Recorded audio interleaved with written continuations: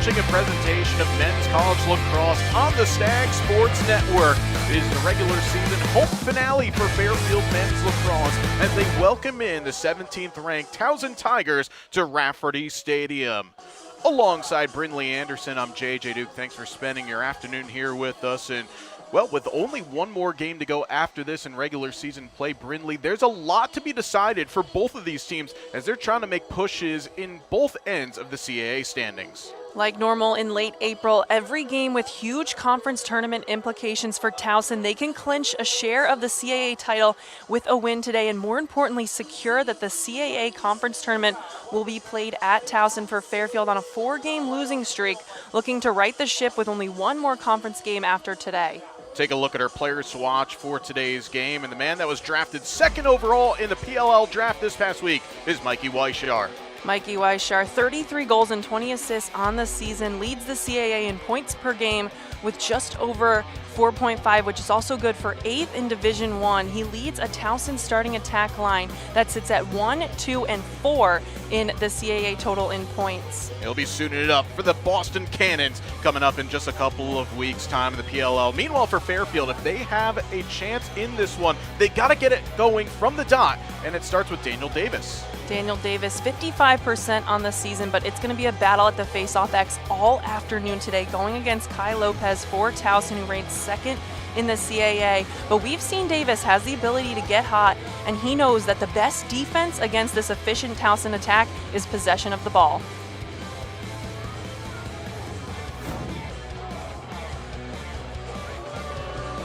And I appreciate the fact that you talked about the best preventative defense for Fairfield is just to possess the ball as much as possible, with Towson 6th best in the country in goals per game at 14 per contest. That man right there, interestingly enough, has scored 92 points just in conference regular season games alone, as Mikey Weishar has netted 92 points in 25 games, plus he had another 20 in the postseason. He has made the CAA his own, as the Tigers are looking for yet another regular season title. They have already won 10 tournament titles, which is the most in CAA history, as the two teams head out to midfield. Talk about the goalie matchup in this one, as Fairfield, with their platoon of goalies, have been used a couple over the course of the season, but it'll be Landon Whitney who's going to get the start today, the junior out of Peachtree City, Georgia, former U-Albany product, and he'll be faced off against Matt Nyland, the redshirt junior from Bayport, New York, who enters today with a 10.8 goals against and a save percentage of 53. Brindley, it just seems like every week Fairfield are facing a red-hot goalie. You see Nyland there, made as many as 19 saves earlier this season in a win against Villanova. And it is going to be a tall task on the other side for Landon Whitney in cage. Made 12 saves against Holy Cross, allowed 13 goals. Sits at 45% save on the season. But as we mentioned in the open, this starting attack for Towson sits at 1, 2, and 4 in points per game in the CAA. Very efficient offense, scoring 14 goals a game. Also like to share the ball at 10th in Division I with 8 assists a game. Any way you look at it, this Towson team is efficient, especially on the attacking end.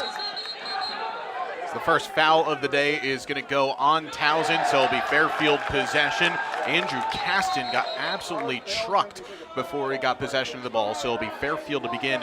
And when head coach Sean Nadelin spoke to the Tigers Sports Network in the build-up to this game, he did emphasize the importance of those face-offs. And Fairfield are a team, when Davis can get hot early and not need to make those in-game adjustments, that's where Fairfield really tend to go. As the Stags, their first chance on attack, averaging 12.25 goals per game, which is 3rd best in the CAA. They'll go underneath. There is one change to the starting attack, as Fairfield have freshman Jackson Newell getting his first start. Had a goal last week against Holy Cross. Will Consoli met by the double team, and it's knocked away by Joel Spagnolo, who wears 54. And here come the Tigers. It's a 4-on-3, and it goes in.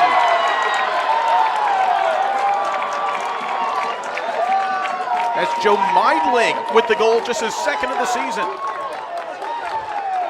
A well-executed double team on the defensive end for Towson leads to a 4v3, and nobody picks up Meidling coming in transition. You see a great defensive takeaway there. Towson likes to go quick in transition, a team with a lot of speed. Nobody picks up Milan. He just steps into that one, puts it low left corner. I mean, he could have even kept on running because no one wanted to step out and give away a passing lane. Meidling, the senior from New Jersey, had a goal and an assist last year. Had a goal and assist against Loyola earlier this season. Is looking for a second was Kai Lopez. First save of the afternoon for Landon Whitney. Whitney, a really interesting season for him, Brynlee. It was Owen Hirsch who started this year in goal. Hirsch was going through it a little bit at the back end of conference or non-conference play. So Whitney, who previously at UAlbany had featured in a couple of NCAA tournament games 2 years ago, gets thrown into the mix against Yale, gets a start against Dartmouth. When he's on and he's seeing the ball with no traffic in front, he's been good. It's just when he's been faced with a barrage of shots, when Fairfield cannot get stops in front of it and cause turnovers, that's where things start to pile up. And if you're Fairfield, one thing you cannot have today are those unforced turnovers. Whitney made a good save on Kai Lopez coming off the faceoff as Towson gives it right back. But if you're Fairfield, if Landon Whitney does get hot and start to make those saves, ball security is going to be super important today. Fairfield seeing Towson turn it over in the clear. The Stags have the best opponent clear percentage in the CAA, forcing turnovers just shy of 19% of the time. Towson, if there is one knock to their game this season, it is their clearing game, clearing at 82%. So Fairfield executing that 10-man. Rob Moore, perhaps playing his last game here at Rafferty Stadium in his grad season. Now Jackson Newell. Moore. Now with Will Consoli, also potentially he could be playing his last game at home, the senior from New Jersey. Consoli entering in today's action with 135 career points. Lamprin from a long way out, it's easy for Nyland. Well, good work by Lamprin, immediately finding a man, almost jarring it loose. That was off Jake Law.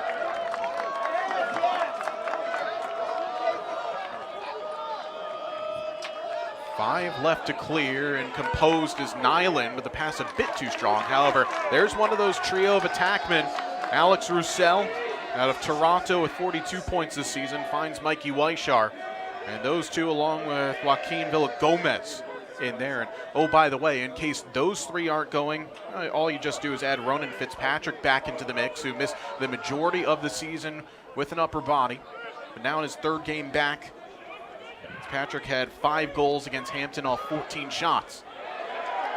That ball off the stick of Weishar, and Julian Radosic, who will be on him all afternoon, wins that first test. That matchup is going to be so fun to watch all afternoon long. We got Julian Radosic making a case for the best defenseman in the CAA against Mikey Weishar, the reigning CAA Offensive Player of the Year from a season ago. Yeah, it's truly best on best, littered from last year across this game today. Radosic, a consensus honorable mention, All-American, the Defensive Player of the Year going against the Offensive Player of the Year. Dropped down to Justin Brown, but the pass around his shoes, so he'll just reset. You also have the co-coaches of the year in the conference, split between Coach Andrew Baxter and Sean Nadalin. Fairfield, the first few offensive possessions haven't had too much movement in terms of their pick game, which they like to run at the top of the box here. Try to get those switches, those favorable matchups as Fairfield turns it over again. That's how Fairfield have been this season, when they have a defense going to a style that they like. Not a lot of switching, just playing heavy man-to-man. That's where they've been efficient offensively. It's when they've been thrown wrinkles. That's where things have taken a little while to reset, make those adjustments as Weishar will clear. And Weishar will go to goal, and he scores! With Fairfield in still the midst of their 10-man, Whitney out of the cage, and Weishar, an easy finish for him. Weishar came all the way back into the defensive end for Towson to get this ball, and then it's just a one-man clear. Great heads-up play here to chuck it ahead as Landon Whitney's still trying to execute that 10-man ride. You see Weishar, probably his easiest goal he's had or going to have today. As we mentioned now, 34 goals on the season.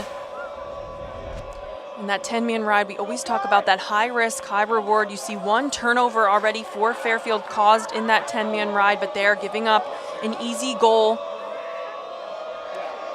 Weishar now 212 career points, second most in program history. Towson win, and they're looking for more here. Dump to Weishar at GLE, and it goes wide. Matthew Wolfington was the one that had that little no-look, the short stick midi out of Radnor, Pennsylvania. And the Tigers will settle in. And if it wasn't already a big enough mountain for Fairfield to climb over the course of this one, they're facing a Towson team that enters today with 22 consecutive victories against CAA opponents, both in the regular season and in postseason. That is the 8th longest streak in Division I men's lacrosse history. Philip Gomez's effort is wide, and it'll stay with Towson, saying that Andrew Golt was the closest to it, the Pennsylvania native. There's an opportunity for Towson last week to get a lot of new faces out in the field in a 21-5 victory against Hampton. First line played about 15-20 minutes in that one, and Brindley, over the course of the season, it is a luxury to have a chance to get some starters off their feet because, just in a week and a half's time, you're going to have to win 2 games just to get into the tournament over 3 days. As we head into late April, we mentioned every game so important for those conference tournament implications. So that game against Hampton, as you mentioned, good to get some other players involved. Oh my goodness, what a finish by Weishar. 6 minutes into the first quarter, and he is pulling out the party tricks here. That's a couple of goals for him. 8th in Division I in points per game with 4.8 is Mikey Weishar. This is just going to be a hard 1v1 dodge, that slight stutter step. Doesn't need to switch his hands as he's so comfortable going to that backhanded shot. Back-to-back goals now for Weishar. Weishar certainly turned it on over the course of the postseason last year, got himself in double figures in the CAA tournament, where the Tigers hosted it at Johnny Unitas Stadium. Towson with another face-off win, so they'll keep their attack unit on the field. A bit of a late hit from Bryce Rubiek. Weishar, another big hit by Rubiek, but the referees throw the flag, so a man-up opportunity coming to the visitors.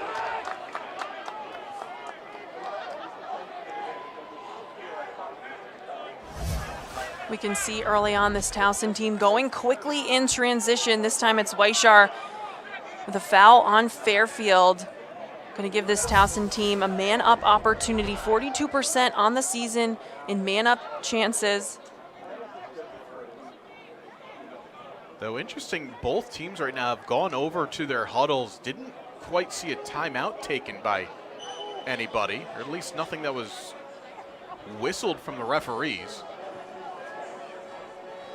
We'll keep it here nonetheless, as you see Andrew Baxter walking over to his group, the Fairfield head coach now in season number 7. As I said earlier, one of the 2 coaches that shared that Coach of the Year honors. And it was a Fairfield timeout taken by Coach Baxter. Again, we'll keep it here during the stoppage, but I feel like for Fairfield, this is a good timeout at the moment, just to reset some things defensively, knowing that you need to stop, even if it is just 6 minutes into this game. And for the first 4 minutes of play, we saw Towson get a goal off that 10-man ride from Weishar, the wide open cage, and then another one going in transition. But up into that last goal, they've been playing well in the 6v6 settled defense. But head coach Andrew Baxter knows this Towson team, when they get hot, they can score goals in bunches, they can score goals quickly. So trying to just calm the defense down early on in this first quarter. Meanwhile, the Towson coaching staff, led by Coach Sean Nadelin, now his 15th season with the program and 134 victories. And his team found that second gear in the month of May and got into the NCAA tournament. They put together a 10-game winning streak, which is the longest in program history, surpassing the 9-gamer that they had the season before. But they know that once that calendar flips to May, anything can happen. They went down to the wire in the semifinals against Hofstra and needed an OT winner just to get through to the final. First man-up opportunity for the visitors. scoring at 43%. Fairfield's man down at 46%. First to Trevor Phipps, who wears 55. In front for Roussel, and a save by Whitney. Got to make him feel good, able to get his second stop of the afternoon. Great save there from Whitney on a well-executed man-up opportunity for Towson, as we're going to get a delayed flag here on the Tigers. Landon Whitney sits at that left-handed goalie, so Roussel tried to go off stick side, but Landon Whitney read it all the way. Yeah, it's a delayed penalty coming as Rubiak still serving the final 10 seconds of his cross check. There's a check to the top of the head that Andrew Caston suffered. But smartly, Fairfield will just take some of the air out of the ball here. So you talked about the pick game earlier, Brindley, that Fairfield loves. In the style that Towson plays defensively, where can they still execute a pick game but still try and find some rhythm in their offense? Because what a save by Nyland, my goodness. I think if you're Fairfield, that left side of the top of the box with Devin Lamprin, he likes to take that underneath dodge. So if you can set up a pick game there, try to get him and his hands free as he's coming around that left side, that strong side. It's going post to post with Nyland to deny a Consoli with the chance. Meanwhile, Alex Roussel is going to sit for a minute. That's a great save. That's all reflex and instinct. Penalty on number 0. That was the first real good opportunity this Fairfield offense have had, with Will Consoli right in front of the cage. Fairfield go to their man up, which still trying to figure out their best system this season. Just 6 man-up goals on the campaign. Jake Gilbert. So with plenty of time to work in this set. Consoli in this near alley. Works it with John Akupski, who wears 2 in on this man-up set. Akupski makes the dodge, but the pass took a little deflection, and it's taken away by David Bertolini. Well, Fairfield got the cut that they wanted, but the pass was just altered enough. Now Towson will hold for another 7 seconds before we go back to even strength here. 2 goals already from Mikey Weishar, and then on a fast break opportunity, a tally from Joe Meidling. It's given the Tigers the lead here on a day where they can clinch at minimum a share of the regular season title and then guarantee hosting rights in 2 weeks' time down in Maryland. And that ability to host the conference tournament at your own field takes that home field advantage to a whole nother level. And you can have a conference tournament in your home stadium, sleep in your own bed, eat the food you're usual eating. You're not sleeping in a hotel, eating restaurant food. It's a huge advantage. Nice save by Whitney going down low to fight off the chance. That was from Villa Gomez once again. Ball still pinned right on the end line. And it'll be Fairfield possession. And Brindley had the opportunity to work the CAA tournament last year down at Johnny Unitas Stadium. Appreciation to the crew down there in having me. And it is a bit of a home field advantage. You're able to kind of set the way that you want the day to go. It was a 4 p.m. game for the semifinals. The crowd was very much in force. As another flag comes flying, this will be on Towson. And yeah, if you have that chance to host, you take as much of that as you can. And for an area of lacrosse that is just wanting to see postseason play year after year, this brings the local community out. But Fairfield now getting on a delayed man up coming here. Nice little no-look pass, but the shot just goes wide.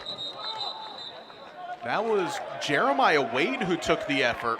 He missed last weekend. Weren't quite sure if he was going to be able to go today, but he had nearly a good look in front.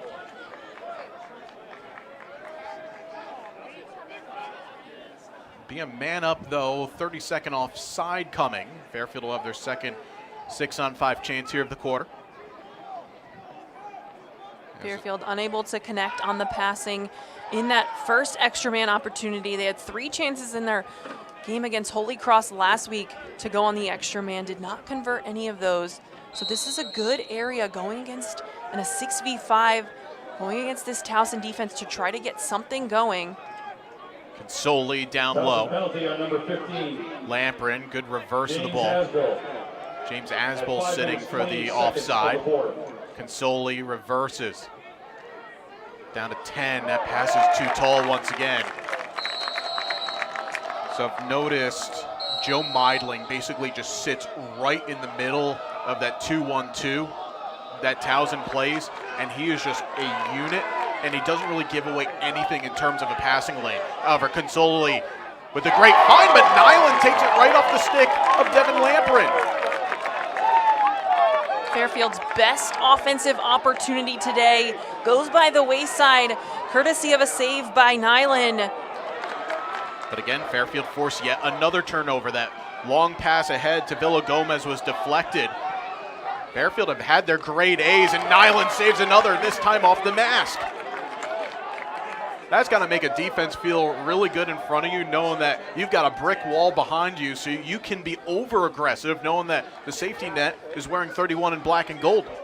Exactly. As a defense, having that confidence in a goalkeeper, knowing you can take those risks, go for those interceptions, those knockdowns, try to cause some havoc, knowing you have a strong goaltender behind you. As Nylon comes up with two big saves there. Great trail check. Wolfington was able to dislodge that.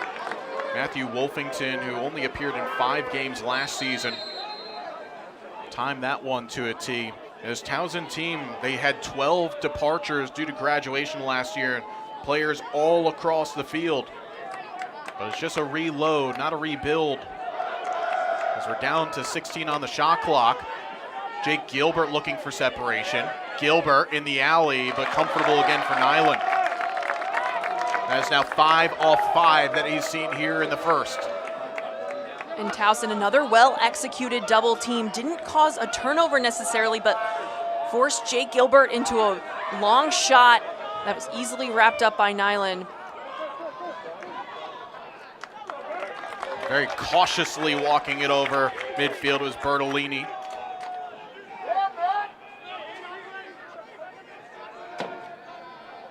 Towson, their first sustained possession for a period of time. They've gotten the stops, but Fairfield have forced the turnovers. 4-2 with cause and 2 failed clears. And now Trevor Phipps from Edgewater, Maryland, a 3-star recruit by Inside Lacrosse. Already with 11 points. Weishar draws a short stick, and Shane Elliott. Weishar drawing the attention of 3, found Phipps, and the pass is off the mark.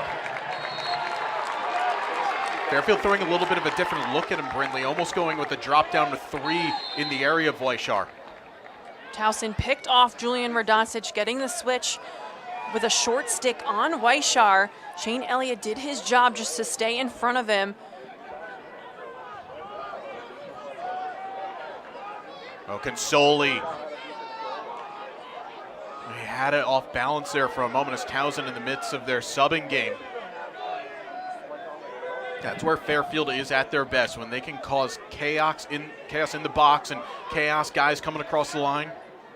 Due in large part to their associate head coach Adrian Torek-Orban from his previous stops, especially Robert Morris in the past, where they were a team that basically was the Wild West of lacrosse. Anything could happen. Nice dodge by Consoli, but another great check, that time coming from Brody Morgan. Morgan, another player like Ronan Fitzpatrick, who recently returned to the lineup, missed about 5 weeks of action, then came back at the beginning of April after starting the first few.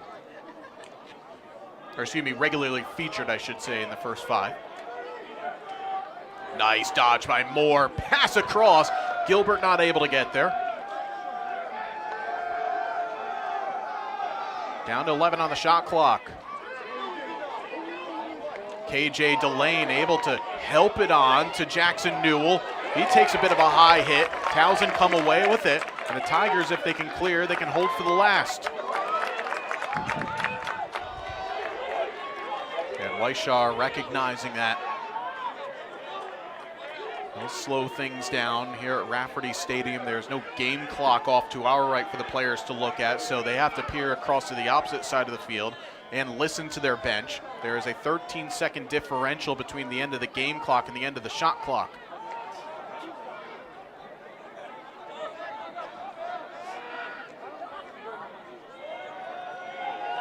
Gold, seen behind cage by Jason LeMay.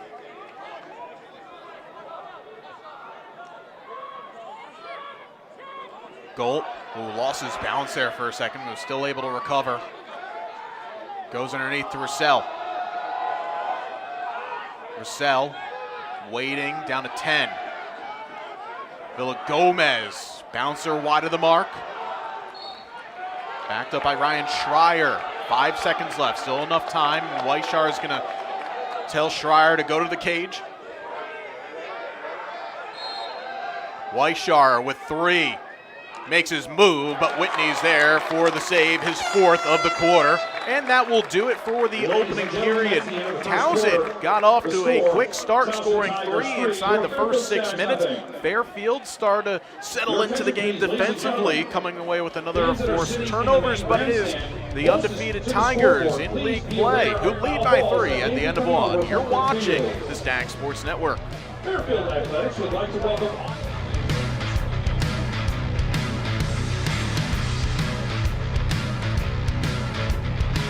Your likes and reposts are the notifications my soul craves. It's the first Tuesday of the month.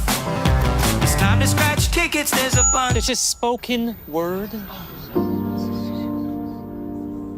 First Tuesday every month, new tickets, new prizes, exciting new chances to win take hold. First Tuesday never gets old. It's the first Tuesday, so let's get scratching. Towson University does more than educate.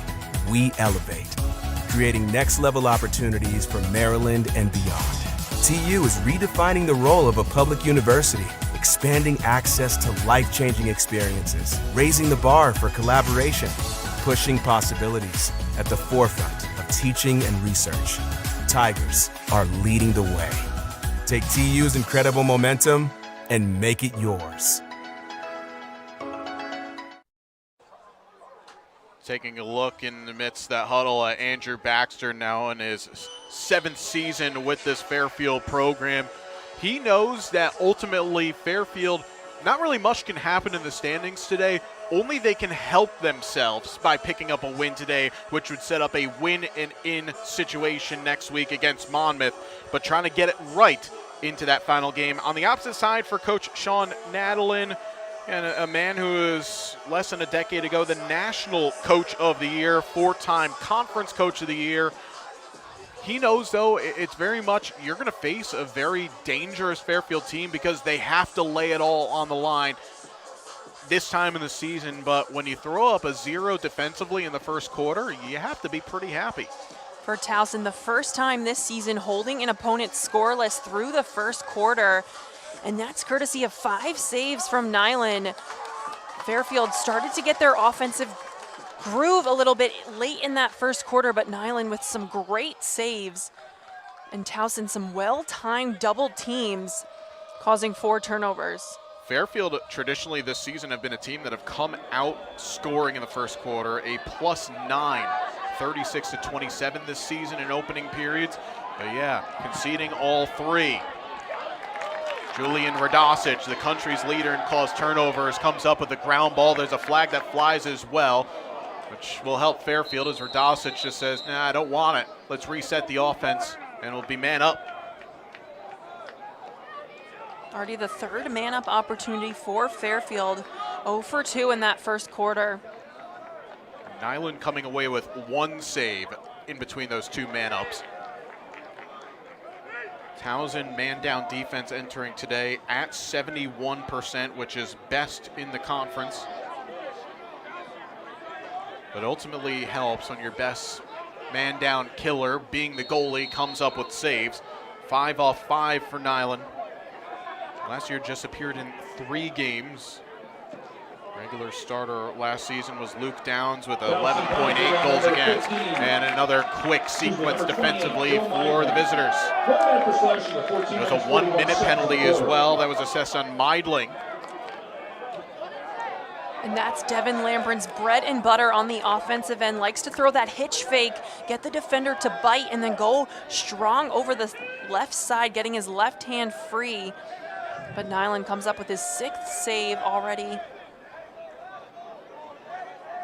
And still Towson have to kill off another 20 seconds of man down before the Tigers will look to go. And alongside Brindley Anderson and our entire Stag Sports Network crew, I'm JJ Duke. Thanks for joining us here on what is an extremely busy day across Fairfield Athletics. We have 3 doubleheaders. Men's and women's lacrosse here on Rafferty. Got baseball and a doubleheader against the Mount over at Cook Field, and then down the road at Alumni Softball Field, it's the Stags against the Siena University Saints.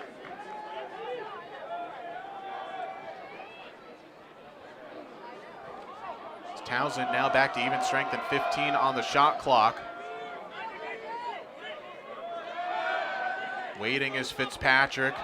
Little no look back to Villa Gomez. Beautiful ball movement and leads to a finish from Matt Burnham. That sequence is just what makes of a group that has played together for a long time. That Towson offensive possession had so much going on, yet every player was in control of their movements. There was a lot of pick going on at the top of the box, trying to confuse this Fairfield defense. And then you're gonna see here, yeah, just sitting, waiting, try to see if one of those pick games open up, and then the double team goes, which forces Radosic to slide, and then it's Burnham right in front of the cage, makes no mistake from that far out.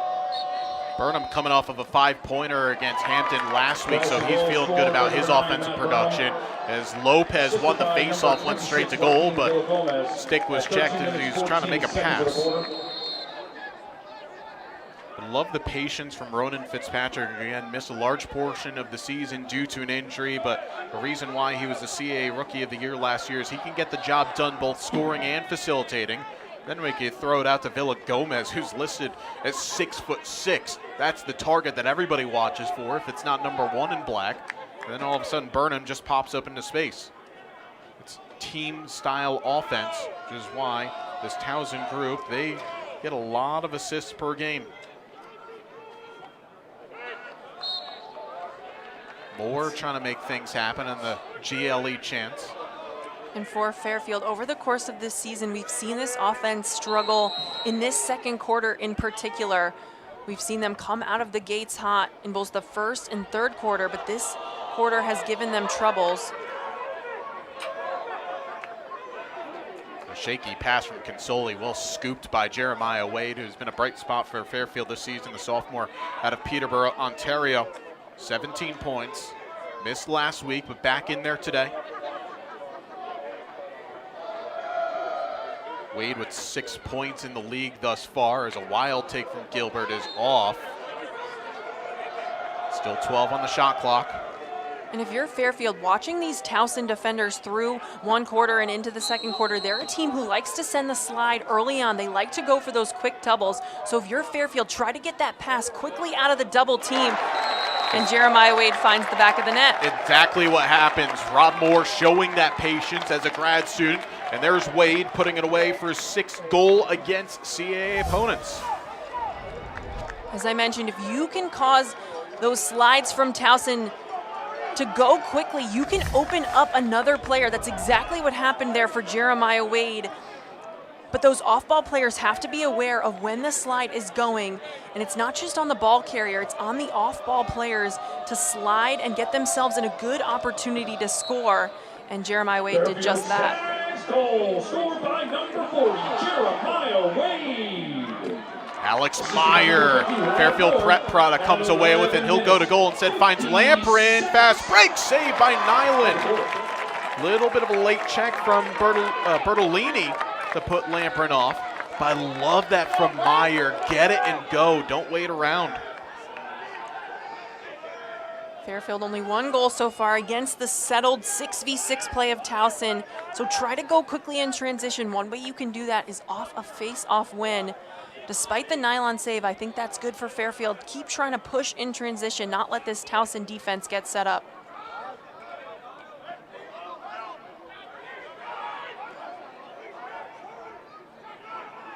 Cycled around Villagomez, but right at Whitney. Crazy to say, Brentley, that Whitney has given up the 4 thus far in 19 minutes of game action, but 5 off 9 now. He's made the saves he's supposed to. He has in that one. The Fairfield defense sending Villagomez off a low angle shot. Those are the shots you want Landon Whitney to see if you're a Fairfield defense. As we get another penalty on Towson here. Yeah, this is a bit surprising, the amount of penalties that have been taken by the Tigers here so early on. Over the course of the first 11 games, just 28 penalties taken. So not a great, I would never a math major, but it's about 2 2/3 penalties taken per game. But Fairfield, if there's ever a day to get out of what's been a challenging man-up season for them, they've gotten the looks. They just got to put one in. And if you're Fairfield going against Nylon, who's made 7 saves today, just throw that extra fake, take that extra second when you get the opportunity, as they've had some late in that first quarter and into the second quarter. When you get those opportunities, especially on a man up, just take your time. They have the players, they have the ability to shoot and score. Fairfield 0 for 3. This is a 30-second offside on Ronan Fitzpatrick. Down to 5 on the clock. Great reverse to Lamprin. Lamprin, crease dive. No, they're going to call a crease. Very close. Love to see if we can get a look at that later on. Lamprin went airborne, so they're going to wave the goal off.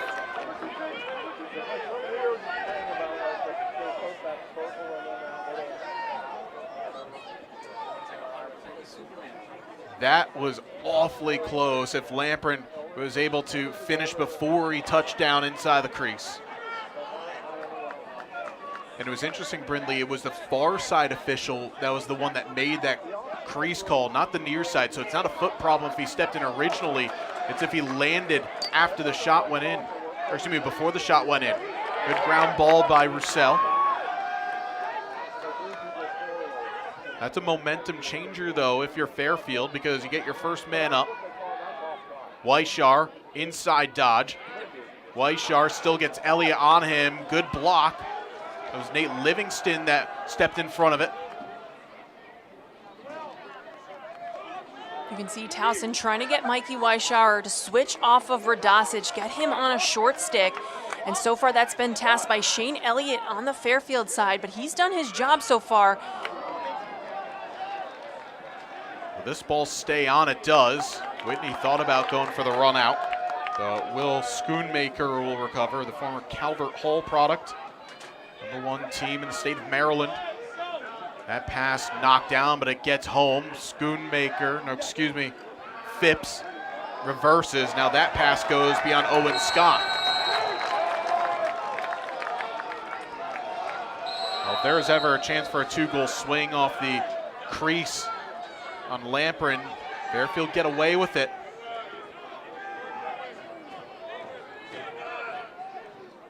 If you're this Fairfield offense, you want to start making Towson pay for those unforced turnovers, a team who doesn't turn over the ball a whole bunch throughout the game. So when you do get those opportunities, want to make the most of it. Yeah, just 17 per game for the Tigers. Fairfield going with their second midfield unit, Justin Brown, able to get some separation. Reverses, shot by LeMay was blocked.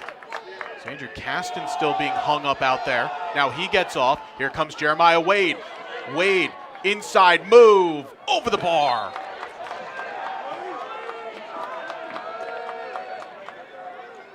That's the style of the subbing game that Fairfield wants. They want to throw a number of different looks, even having some players stay out there for perhaps it feels to the neutral a little longer than it needs to be, but that's why you practice those and you wait for those late on rushers. Gilbert drawing the double.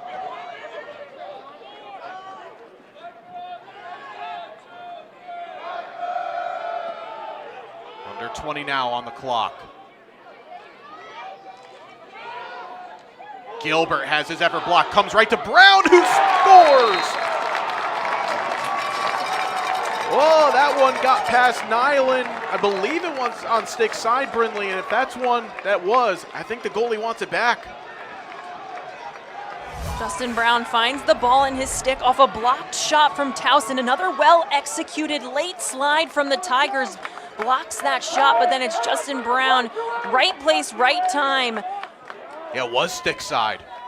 Ooh, how good Nyland has been over the course of this first half. That's not one that he sees fly past him.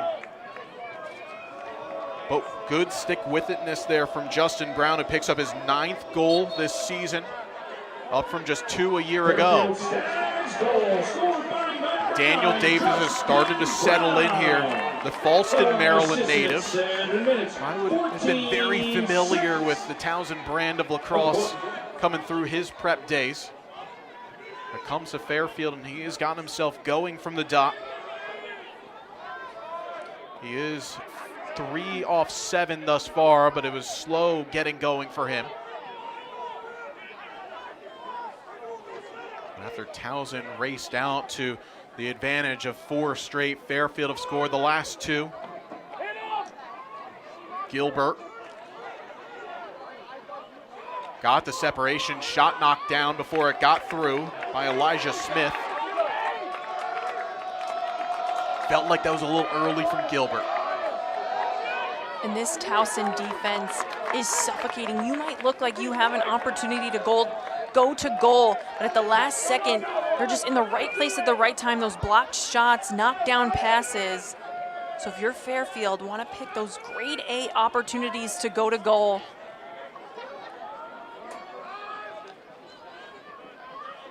Evan Boswell in on this set, wearing number 5, the Leesburg, Virginia native. Weishar underneath.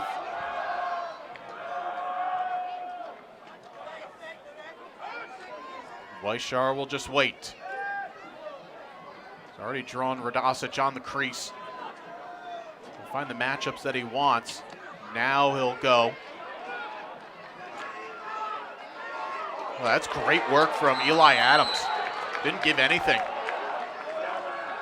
Very well executed defensive play from Fairfield. You can see again, Towson trying to get that switch on Weishar. That time he draw Eli Adams.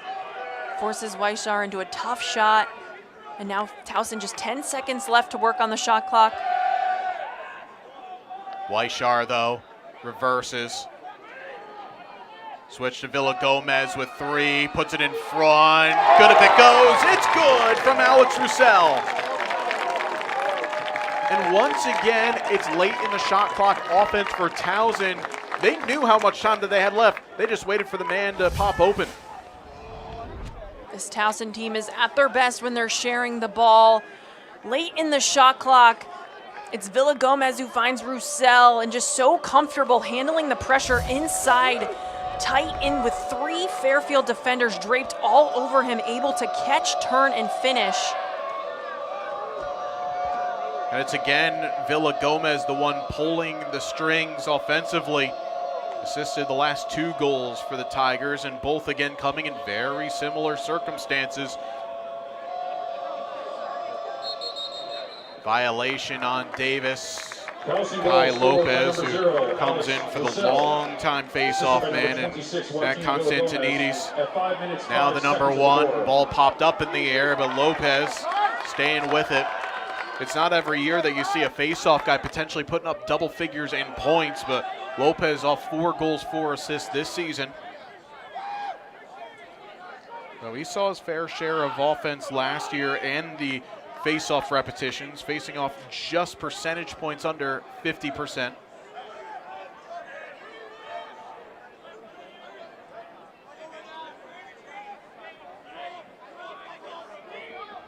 Well, that pass off Weishar. You hit it perfectly with the turnover game. It seems a little bit of a not quite nervy Towson, but they don't seem quite at their usual standard.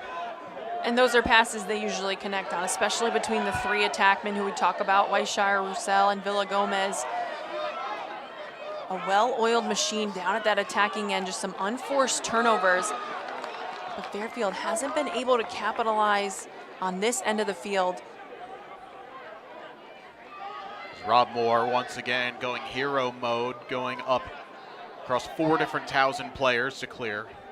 I love the mentality that Rob has played with over the course of the season. In his grad year, been banged up over the course of his career. In fact, missing the majority of the 2024 season. Puts up 30 points last year, gets all conference, and has really at times had to drag this team through some trouble spots, but he's always been there. And always willing to do the little things, the run-outs, diving, the extra effort, trying to keep the standards.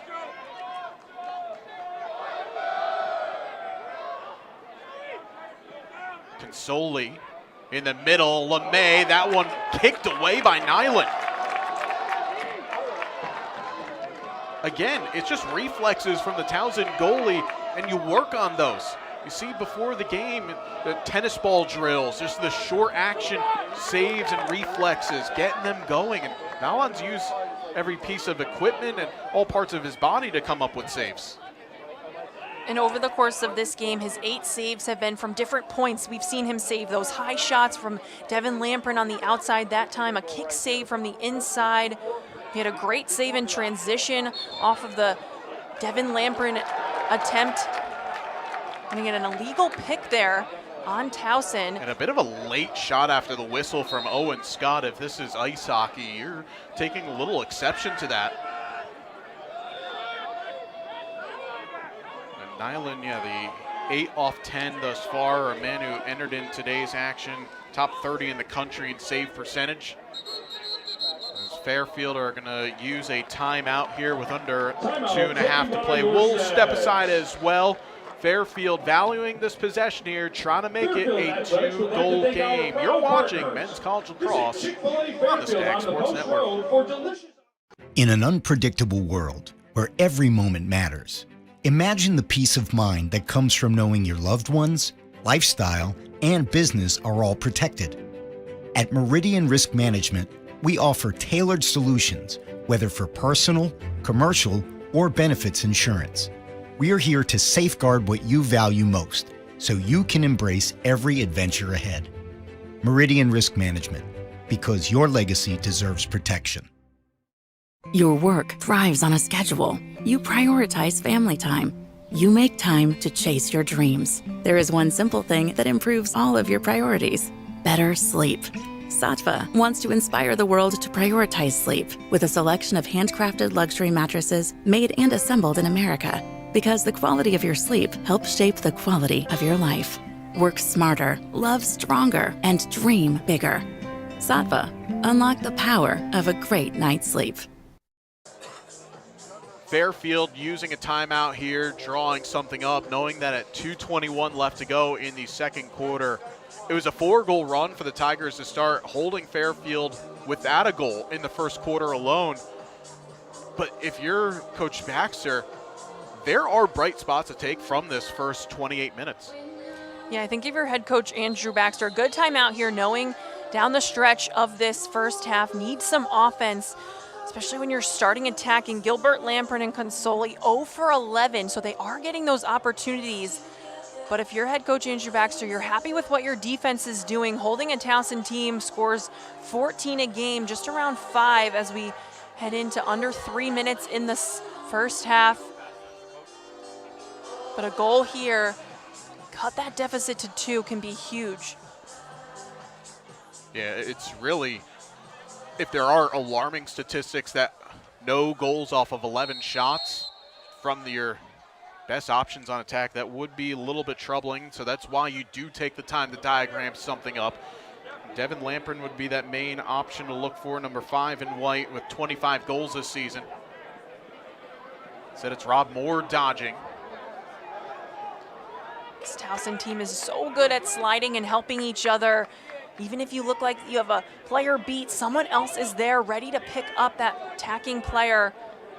They're also good at recovering out of those slides. Lamprin in the alley, reverses, tight angle from Wade. Never got there. The look was the right one, got the right cut, good dodging, but ball never just got home. And now a chance here for Spagnolo to run. Great trail check. That was Rubiek once again making a play. or excuse me, no, Austin McClintock, my apologies. Hot potato in the far side of the field, and the Sags come away with it. There's a 10-second differential from the end of the shot clock to the end of the game clock. Fairfield could, in theory, call another timeout here and diagram a set play. I think if you're Fairfield here, take this shot clock all the way down. Still give yourself a good opportunity at cage with around 15 or 20 to go, maybe get a rebound. And that is exactly what Fairfield will do. They'll use a timeout. We'll keep it here with 56 seconds left to go. And again, the situation pretty straightforward for Fairfield. Want to keep that momentum in your favor heading into the locker room in a game where they won't hurt nor help themselves either way in getting closer to a CAA tournament berth. That'll come next week in their game against Monmouth down in New Jersey. But you do make things a lot more interesting on Towson if you're able to have them falter here up at Rafferty Stadium. And there has been a moment, albeit just the one singular, where Fairfield has knocked off Towson in 11 previous games, but that was here back in 2017 where Towson were nationally ranked at that time. Fairfield, they needed a win on that day to stay alive, and they got the 9-8 decision in their favor. So can lightning strike twice here? That game, though, certainly had its exciting finish where it was 3 goals in the final 96 seconds from Towson to make it what was a 9-5 game to a 9-8 contest. Both of these teams, as we head into the final weekend of CAA play next weekend, you want to control your own fate. Win the games on your schedule. Don't leave it up to chance for if it's another team lose, goal differential, all the things that go into tiebreakers. You want to take fate into your own hand. Win the game at hand. Win the game between the end lines. We do have some news to report, Brindley, before we head to this. Fairfield women's lacrosse have guaranteed themselves a share of the regular season title as Mount St. Mary's has absolutely steamrolled Niagara up in Lewiston 13-4. Fairfield will go for the outright title at 4 o'clock. You can watch that on ESPN+. That'll be against Marist. So the pressure certainly lifted off that group, but pressure still very much on the Fairfield men's side for this sequence coming. Jackson Newell back on this offensive set. And if you're Fairfield, this is where you want to start to attack as the shot clock ticks under 20 seconds. Don't get into an opportunity where you're taking a last-second shot. Take the opportunity. Moore went for tight angle. Lampert knocked that ball straight out. And it's taken away by Meidling. Fairfield still had another 16 seconds or so to go. I know what you're saying with don't rush, but that couldn't have been the best option for Fairfield. It does force a save from Nyland as now Towson will use a timeout. The best result that you're gonna get from a shot like that is a rebound somewhere in a juicy area in front that you're gonna pounce on. I think that's what Moore was trying to do, but it just didn't get the bounce.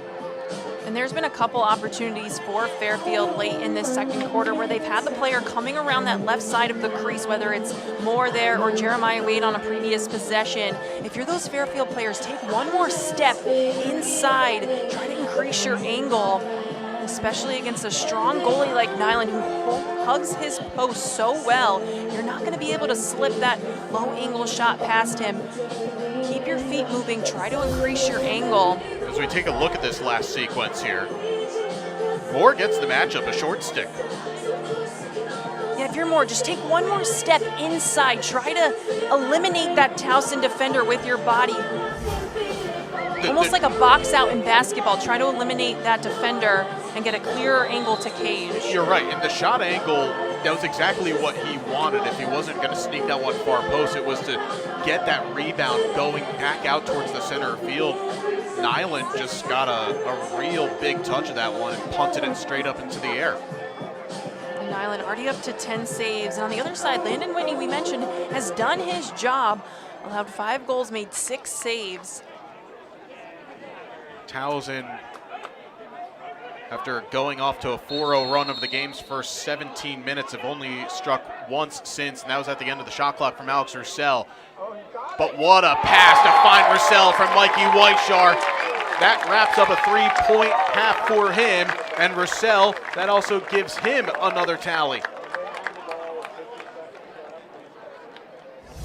This Towson attack so well executed out of the timeout. It's Weishar, finds Russell, his partner in crime, coming up. You see there, he increases his angle with his feet, keeping them moving forward, keeping them moving upfield.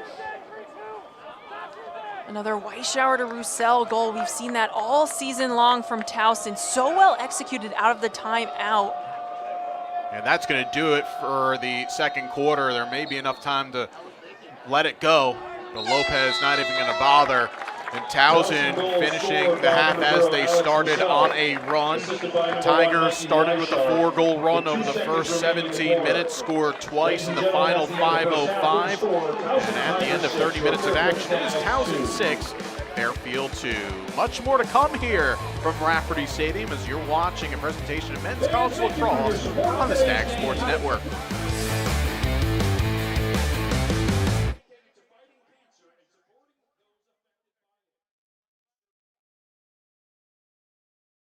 Fairfield University's Egan School of Nursing and Health Studies is ranked among the top nursing schools in the nation, blending the depth of a Jesuit education with cutting-edge simulation technology. Challenging coursework, combined with clinical experience, offers students the benefit of practical application in real-world healthcare settings. Fairfield Egan prepares nurses and healthcare workers as highly skilled, compassionate, and ethical leaders, well-equipped to make a positive difference in their patients' lives. Lead with purpose at Fairfield Egan. Towson University does more than educate. We elevate, creating next-level opportunities for Maryland and beyond. TU is redefining the role of a public university, expanding access to life-changing experiences, raising the bar for collaboration, pushing possibilities at the forefront of teaching and research. Tigers are leading the way. Take TU's incredible momentum and make it yours.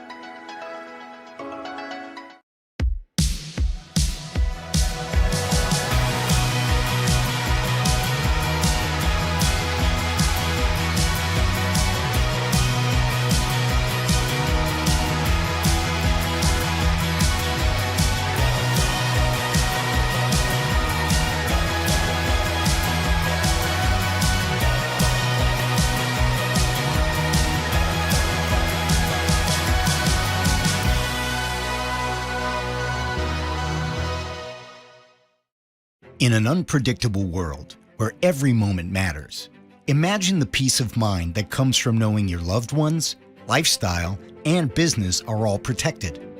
At Meridian Risk Management, we offer tailored solutions, whether for personal, commercial, or benefits insurance. We are here to safeguard what you value most, so you can embrace every adventure ahead. Meridian Risk Management, because your legacy deserves protection. Illicit Brewing Company in Fairfield, Connecticut has everything you need for a night out. Dozens of house-brewed draft beers, guest taps, a full bar, live entertainment, dozens of TVs to catch the game, a speakeasy and game room, brew pub-style food offerings, and more. This commercial isn't long enough to show you everything Illicit has to offer. So come see it for yourself. Illicit Brewing, 111 Black Rock Turnpike in Fairfield. IllicitBrewing.com. Move your right foot. There you go. This young girl's breakthrough, just being a kid, was made possible by another breakthrough. The discovery of a game-changing drug that's delaying the onset of type 1 diabetes for years to come. That's the pioneering research of Yale School of Medicine delivered through Yale New Haven Health.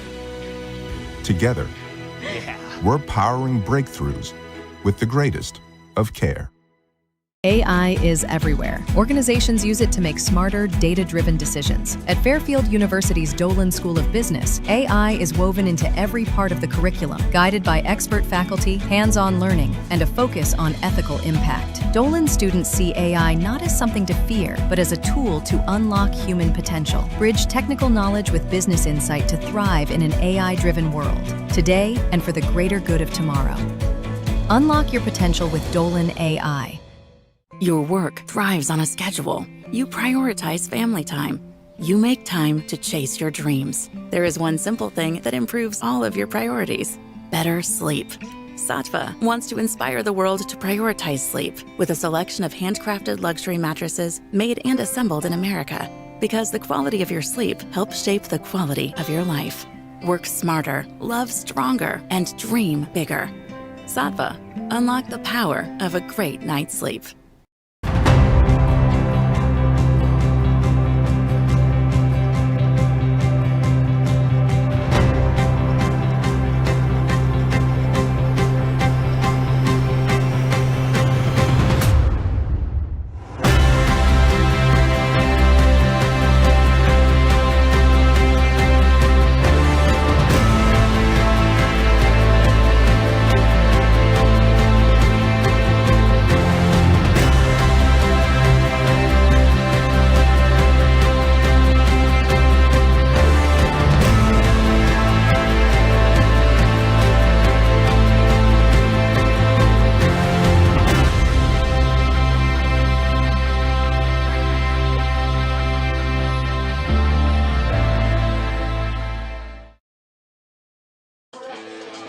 Today's broadcast is proudly supported by Robinson's Painting and Home Improvements, a proud partner of Fairfield Athletics. From interior refreshes to full exterior transformations, Robinson's Painting delivers expert craftsmanship for homes and businesses across Fairfield County. To learn more or request a quote, call 203-372-1123 or visit robinsonspaintingco.com. Halftime here from Fairfield, Connecticut, as Towson are currently on a 22-game win streak against CAA opponents, are in control of this one. They lead Fairfield 6-2 at halftime. When we come back, we'll have the highlights from the first half. Get you ready for the second on the Stag Sports Network. In an unpredictable world where every moment matters, imagine the peace of mind that comes from knowing your loved ones, lifestyle, and business are all protected. At Meridian Risk Management, we offer tailored solutions, whether for personal, commercial, or benefits insurance. We are here to safeguard what you value most, so you can embrace every adventure ahead. Meridian Risk Management, because your legacy deserves protection. And move your right foot. There you go. This young girl's breakthrough, just being a kid, was made possible by another breakthrough. The discovery of a game-changing drug that's delaying the onset of type 1 diabetes for years to come. That's the pioneering research of Yale School of Medicine, delivered through Yale New Haven Health. Together, we're powering breakthroughs with the greatest of care. Illicit Brewing Company in Fairfield, Connecticut has everything you need for a night out. Dozens of house-brewed draft beers, guest taps, a full bar, live entertainment, dozens of TVs to catch the game, a speakeasy and game room, brew pub style food offerings, and more. This commercial isn't long enough to show you everything Illicit has to offer. So come see it for yourself. Illicit Brewing, 111 Black Rock Turnpike in Fairfield. IllicitBrewing.com. Just a few moments away from the start of the second half here in the regular season home finale for Fairfield men's lacrosse. They're chasing Towson by 4 goals, and the majority of the offense coming from the expected sources from the Tigers, as Mikey Weichar and Alex Roussel have gotten the headlines here. Alongside Brindley Anderson, I'm JJ Duke. As we take a look at the highlights from the first 30 minutes of action, Brindley, Towson got going quickly. They got a goal in transition from Joe Meidling, then Mikey Weichar with a couple, including that long bomb, beating the 10-man ride. And Towson, while they went through a little bit of a lull offensively in the second quarter, were able to lock it down on the back end. Able to close that second quarter on a run, a well-executed late goal with 2 seconds remaining in that first half to kind of cap off that first half. And we mentioned that starting attack of Weichauer, Roussel, and Villa-Gomez. Over the course of the season, they account for 48% of their team's points, and they have 7 today, off 2 goals from Weichauer, 2 from Roussel. And don't forget about the defense in Nyland coming up with 10 huge saves in that first half. Yeah, it really helps when your goalie can go 10 off 12 and keeping the Fairfield attack 0 off 12 in total shot attempts. That was the big contention point, Brindley, of that first half, because Devin Lamprin gets called for going in the crease when it was 4-1 at that point. Ultimately, Fairfield ended up actually scoring again to make it 4-2 a few minutes after. As you see the stats from the first half, you'd think a pretty even game for the most part, but it's just the late in the shot clock execution from the Tigers that has seen them take this advantage into the second half. And Fairfield actually winning the turnover battle. Towson 9 turnovers in that first half, a few of them unforced, not caused by this Fairfield defense, but Fairfield on the offensive end not able to capitalize on some of those missed passes that we don't see a ton from Towson over the course of the season. As the teams make their way back out onto the field with only just a few minutes left to go here in the halftime interval. This is a very busy day across this Fairfield campus. 3 sport doubleheaders today. This is the opener of the lacrosse doubleheader with Fairfield women taking on Marist. That'll be at 4 p.m. on ESPN+. Baseball in game 1 of a doubleheader against the Mount with weather coming in tomorrow. That's why they're moving games 2 today. Stags lead 7-3. Jake Hardy not long ago clearing the scoreboard in left field. They saw what Munetake Murakami did for the White Sox last night. Said, I could do one better. Stags lead there, and then in softball, middle game of a 3-game series, they're playing a doubleheader down Alumni Softball Field. It is Fairfield leading Siena 2-0. Peyton Shields in the circle for Fairfield. You can watch both Diamond Sports doubleheaders on FairfieldStags.com through the Stag Sports Network portal. Hope you can even, in fact, go 3 devices. Can't quite say 3 box, but that's why you have a tablet, a phone, and a laptop.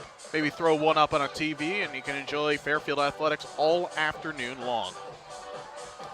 This time of year, so fun around college campuses. Classes are starting to end. Sports are in these crucial conference tournament games with big implications. You mentioned Fairfield women's lacrosse coming up at 4 o'clock with a chance to clinch the MAC regular season title, and hosting abilities similar to this Towson team. If they win here today, can clinch at least a share of the CAA title and those all-important hosting rights. It's Towson in the black jerseys, going from left to right. Fairfield in the home whites. Again, Fairfield, no matter the result of today's game, they know that their postseason future will be determined next week. However, they can help themselves a lot by pulling back the 4 goals and trying to knock off the Tigers for just the second time in program history. Mikey Weishar will start with it. Weishar with 2 goals in that 4-goal run to begin the ball game, then assisted on the last Roussel goal. Means Weishar on a 3-point afternoon, now 95 career points in just CAA regular season games, plus another 20 that he has in 3 trips to the CAA postseason tournament. And we spoke about the one shaky part of Towson's game has been that passing game. It hasn't been as crisp as Coach Sean Nadalin would like it, as Villa Gomez gets denied. And for Landon Whitney, that's an important save because he has shown good 30-minute patches, but then if one goes in to start either the first or the second half, it then usually tends to spiral. That's not really a Whitney thing. That's more of just a goalie thing in general. You need to get that early stop to get yourself back into a game, depending on the time. And Landon Whitney made 6 saves in that first half, allowing those 6 goals. But if you're looking at a whole team perspective, he did his job along with the defense. As you mentioned, Towson leading the CAA in goals per game with 14 on the offensive side. Towson, a team that's coming off of allowing just 5 to Hampton last week. They're not known for their defense. They can obviously excel at that side of the game, but they are known for their high-powered and just great team offense. As Jeremiah Wade will ring the pipe. Whoa, he stepped into that one, beat Nyland cleanly, but now we go the other way. Here's James Asbill. Trail check coming from Will Consoli, but couldn't jar it loose. It was a good opening possession on the offensive side for Fairfield. Got a great look with Jeremiah Wade, just rings it off the pipe. That would be a way to get your team right into this third quarter, get a stop and a score. But Towson will just settle in. And this team who's coming off of winning their 10th tournament title last season. They've won 6 regular season titles under Coach Nadalin. And that win would secure hosting rights at the Johnny Unitas Stadium. As Whitney makes another stop, denying Roussel from short distance. And a couple of weeks ago when Fairfield went down to Hofstra, Whitney stopped the first 8 thrown on net to begin. So he's a guy that is a confidence goalie. In fact, doing a little dance over by the bench, letting him know that he's locked in. After he stopped Roussel.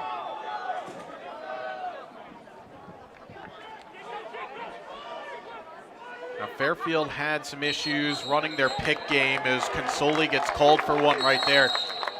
It's just that early slide that Towson brings. It is so lethal, and if you cannot adapt to it, you're going to be in trouble.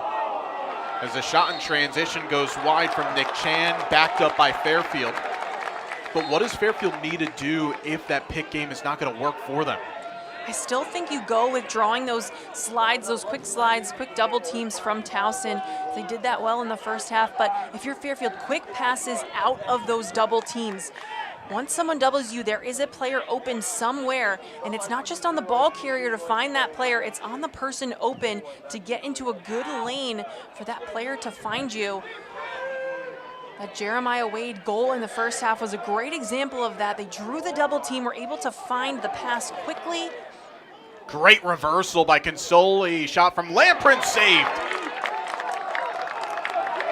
Speaking about how Landon Whitney is locked in, Matt Nyland has just stayed locked in. Now numbers coming here for Brody Morgan. Morgan scores! Second time this afternoon, Towson goes from defense to offense, and it's their largest lead of the day. This was how Towson were able to score their first goal in transition. Coming into a 4v3, if you're the Fairfield defense, who do you leave? You have Villagomez, Weishar, and Roussel. Who do you leave? You can't really leave anyone open, so then that leads to a transition goal for Towson. Brody Morgan, just a sophomore from Stony Brook, scored last week against Hampton. Again, he missed a large portion of the non-conference season and a little bit of league play as well. Returned in the Monmouth game. Back-to-back goals. Now Kai Lopez goes to goal into the alley. And that is high and wide from Villagomez. Fairfield will get the ball back.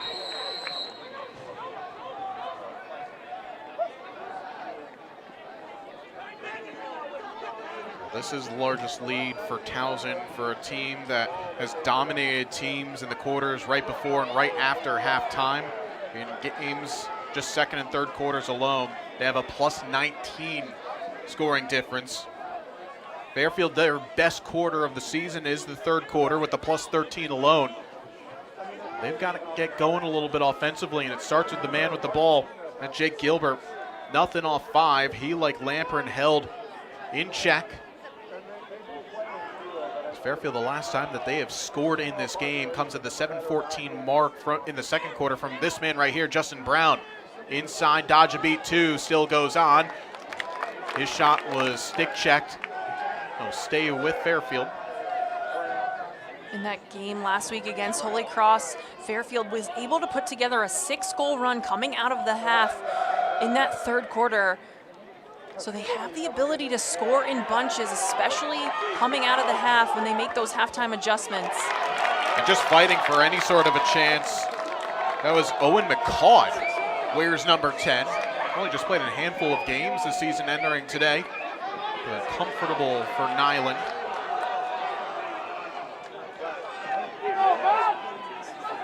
Fairfield bench are asking for a foul on, I believe it was 35, Jake Law. Nothing was whistled. Here, Towson here, 5-goal lead. You're comfortable winding that shot clock down, taking some time off of the game clock. You're in no hurry, but also want to keep your foot on the gas, keep your momentum going. Weishar over the bar. Yeah, they've shown that great composure even under stressful situations. Ball continues to cycle. Coach Nadelin preaching just team-oriented offense. In fact, last week, Ronan Fitzpatrick, who scored 5, but all 14 shots, joking, saying it's a little bit too much offense coming from one guy to the Tiger Sports Network, but you settle in, you look for those team looks, the best look. For Fairfield fans, it's something that's very familiar, albeit you hear that a lot from Fairfield women's basketball and Coach Carly Thibault-Dudanis. Share the ball, team over eye mentality. And this is a Towson offense, likes to share the ball. First in the CAA in assists per game, 10th in Division I. So a team that likes to share the wealth. It's over 8 per game, and you get one right there. What a find from Burnham to unlock Weishar. Matt Burnham scored a goal in that first half. This time becomes the facilitator. See here, he's going to operate from behind the cage. We like, as we mentioned, Towson likes those assisted goals, just finds Weishauer and a great stick handle on the top of the crease to put it top corner. It's pretty much just a standard day at the office for Mikey Weishauer now. A hat trick plus an assist. There is no stopping that, and Burnham showing great awareness coming off of a game where he had 4 assists against Hampton last week. Players go flying in front of the Towson bench. His last knocked off of Jonathan Lewis's stick, so he'll be with Towson.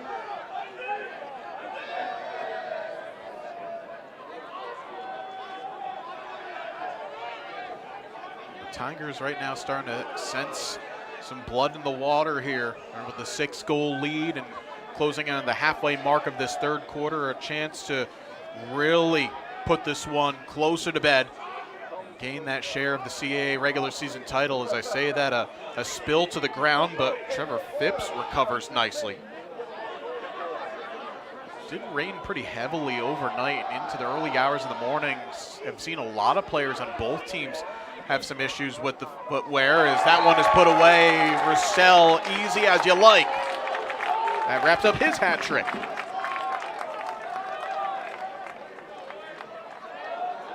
When this Towson offense gets going, they can score in bunches. This time it's Roussel who gets the short stick behind the cage, that slight stutter step.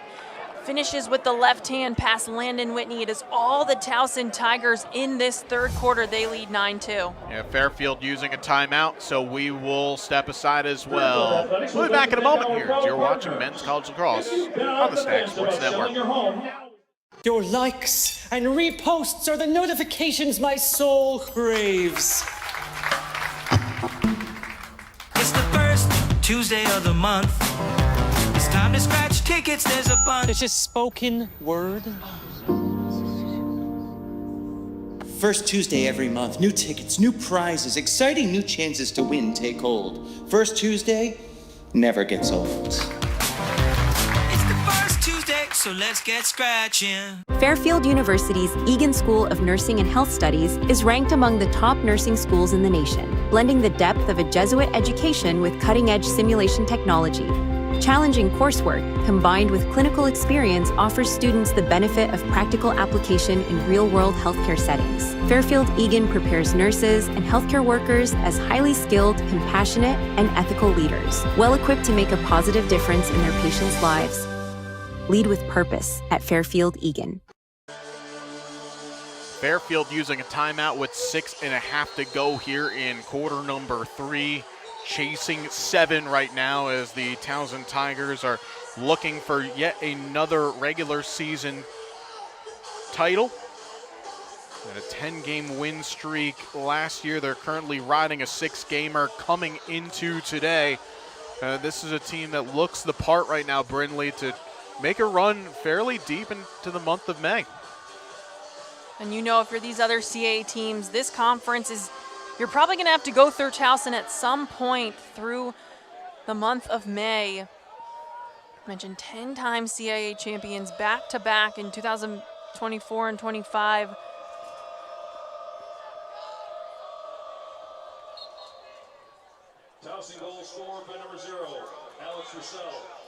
Daniel Daviso coming a win with the face-off for Fairfield. Couple of updates from elsewhere. Hofstra leading Hampton 7-0, and again, even with the loss, or excuse me, a loss for Fairfield and a Hofstra win, doesn't mean the end of the tale for Fairfield this season. They go to Monmouth next week, a Monmouth team that beat Hofstra already this year. Fairfield will need to win, and possibly they might need to win by a few goals to give themselves a chance in the tiebreaker. Ball knocked down, but there is flags on the field, so it will be with Fairfield. That was an area in the first half. Towson, 4 penalties. Lucky for them, Fairfield wasn't able to capitalize on those extra man opportunities. Also, the other game in the CAA is Stony Brook hosting Drexel. That's a 3 p.m. start on Long Island. As you see Jake Law sitting, there'll be a 1-minute penalty. Fairfield had their chances man up in the first quarter, but want to find a way to put them away. Of course, when you're also running into a hot goalie like Matt Nyland, who's just faced everything and saved just about everything, you have to get creative. That in due turn can really put down a team when you're executing your looks and the goalie's just red hot. It's Consoli high of that effort.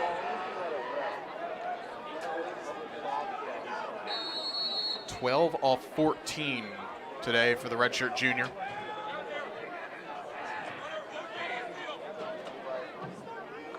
It's a low pass from Consoli. Reverse to Gilbert, good ball movement, and Rob Moore scores. Fairfield with the man-up goal, and it's the grad student. Gets his 16th of the year. Great ball movement by Fairfield, opens up Rob Moore in a great position for him. Take a right-handed shot. Fairfield 0 for 4 coming into that possession on the extra man opportunity. This time makes no mistakes. When you're going against a player down defense, want to get that ball moving hot. Everybody get a touch this time. The top of the box, just great ball movement, and then Rob Moore, low right corner, great placement there. And it comes from sharing the ball. And a Fairfield team like Towson, when they can move the ball around well, make things happen, good things tend to happen. But Fairfield win another face-off from Davis. No, excuse me, that was Jonathan Lewis, my apologies, coming in. If you're Fairfield on the offensive end, you're going to want to start to move quickly as we took under 6 minutes in this third quarter. You mentioned that 6-goal run they had against Holy Cross in this quarter last week. So the ability to score in bunches, but going to have to start putting some high-quality shots on Nyland. Second unit for Fairfield out. And it's going to be a crease as losing his balance was Lampert, and Jake Law all over him and establishing order as he forces the turnover. And Law did his research on the scout there, knowing Lampert likes to go that underneath dodge. Oh, and a turnover from Nyland. Brown trying to get there, still loose, and it's a fortuitous bounce to Roussel. That does still count as a clear, albeit by a little bit of luck. But sometimes, in order to be good, you got to be a little bit of lucky, and sometimes got to be a little lucky to be good. And it's good to have both. And that's the first real miscue we've seen from Nyland. Some struggled clears in that first half from Towson, but it wasn't because of Nyland. He's been locked in all afternoon long. Weishar loses Radosic. A great recovery from Nate Livingston. But now is a bit of a switch here for Fairfield as Livingston is going to draw the assignment of Weishar. Now Fairfield can reset. Ooh, they're going to say, I think the referee pointed, was that crease on Roussel? I think they're going to say Towson went in the crease there. It would have been Fairfield ball regardless. Because normally if that was just a pass going out of bounds, you'd see the point the other way, but I saw the near side referee point down. Nonetheless, Jackson Newell not able to take in that pass. Bench guys going crazy over there. Every bench has a part to play. Make noise when the ball's on that side of the field. Is Law having to readjust his helmet. But what a knockdown as Fairfield forced yet another turnover on the ride.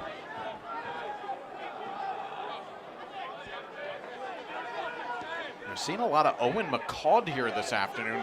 Redshirt freshman from Liverpool, New York, only has played a handful of games this season. In fact, just the one game, that was against Hampton. He had one shot attempt, but Fairfield get another. Rob Moore, once again, he's had the ball going through his stick all afternoon.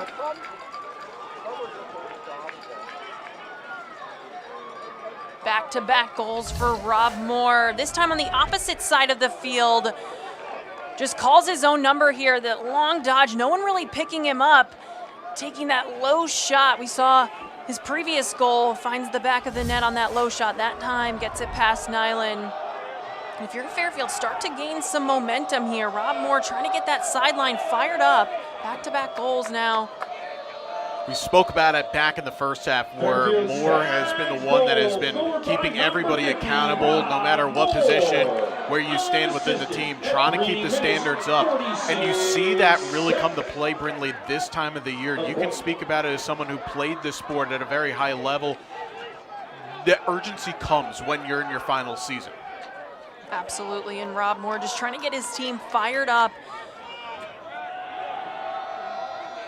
Every game as you tick into April, so important for conference implications as a senior or fifth-year grad student. You just want to keep playing lacrosse as long as you can. Give yourself a chance in the conference tournament. You never know what can happen. Last year we saw Fairfield comfortably head into the CAA tournament, then lose in the first round. So you really never know as you get into May. Got a little bit of May madness of our own in the sport of lacrosse. Just give yourself a chance. And ultimately for this Fairfield team that had gone through a really tough stretch between 2017 through 2023 where they went just 8-27 in league games, but back-to-back semifinal appearances. The standard is now and the expectation is now you want to be playing in that first weekend of May. It's not acceptable to not make it there, so it's ultimately on the players. And Moore is trying to lead that charge as he loses a couple, finds Lamprin. Gilbert now. It looked like Towson were off their system, but got it back. Yeah, Towson slower to slide and recover on that possession, but Fairfield needs to get the ball moving quicker. They want to make Towson pay for those slides. John Akupski gets the shorty, throws it in front of Moore, try to twist and fire, not there. Ground ball taken from Bertolini. That might have been the best passing sequence that Fairfield have had in this game. Albeit doesn't get a look and an end result, but they were moving the ball well. And still, if this is a game at this margin, albeit 5 with 16 and a half minutes left to go, it is one that is gettable. Both teams know it. Fairfield gonna have to start with stops on the defensive end, slow down this lethal starting attack. Good cause turnover there from Fairfield. Yeah, miscommunication from Will Schoonmaker to Mikey Weishar. Fairfield gets a stop. Now if they get the clear, they can pretty much hold for the last. Fairfield taking a lot of time here, just 6 to get it over. Radosic has to do it on his own, which he does. But I like this from Radosic here. He has pinned Trevor Phipps in the area that he doesn't want to be on. Now here Jeremiah Wade can come and Fairfield can move, and they choose to not. There was an opportunity there. And if you're Fairfield, the shot clock and game clock's 1 second differential, so you're taking this last shot of this quarter here. We mentioned the best defense against this Towson attack is ball possession. The best defense is offense. So you want to take the last shot here, have the last attack going into that fourth quarter. Gilbert trying to probe. McCaud passing the middle to Newell, trying to slam dunk it, but missed. Key ground ball with the goalie out of the crease. And this is going to be a foul on Fairfield. Some afters as well. but Towson get the stop. But boy, there was a look. That was the best opportunity we've seen come from this Fairfield offense. And just 3 seconds left. Schreier with one. That'll do it. Towson took a 4-goal lead in the halftime. They increased it by 1, but Fairfield have scored the last 2 to make this a 5-goal game. 1 quarter left to go here, and we'll have it for you when we return as you're watching men's college lacrosse on the Stag Sports Network.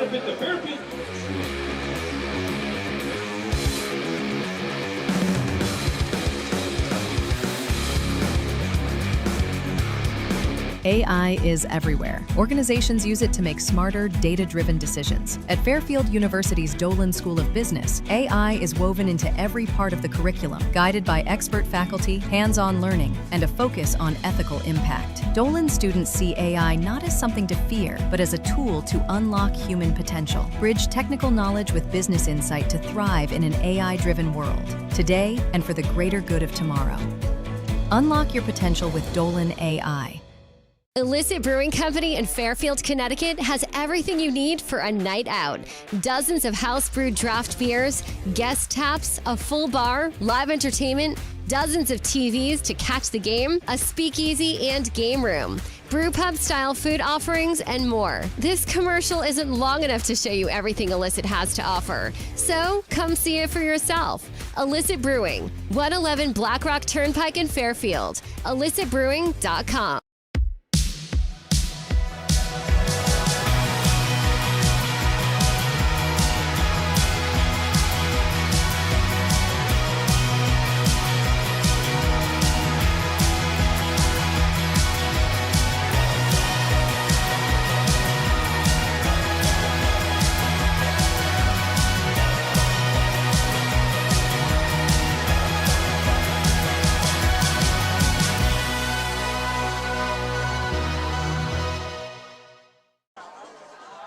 Fourth quarter about ready to go here from Rafferty Stadium. This is the opening game of a lacrosse doubleheader on this Saturday afternoon.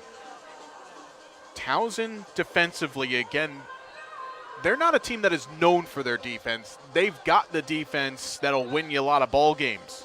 But they have kept Fairfield just to 4 goals in this one, and also hat tricks offensively from Mikey Weishar and Alex Roussel. It's the 6th time that both of those players have generated hatties this season. But ultimately, this is where the game is won and lost. And while Fairfield, they can't claim that they've been at their best. They've certainly not been at their worst. But if they have a chance to get hot, Brindley, we've seen at times the transition game and that quick passing game has proved to be very effective. They've started to find their footing a little bit more in that third quarter. Fairfield on the offensive end. That was a great chance at the end of that quarter from Jackson Newell, just went wide, but that was the best sequence for Fairfield offensively that we've seen today.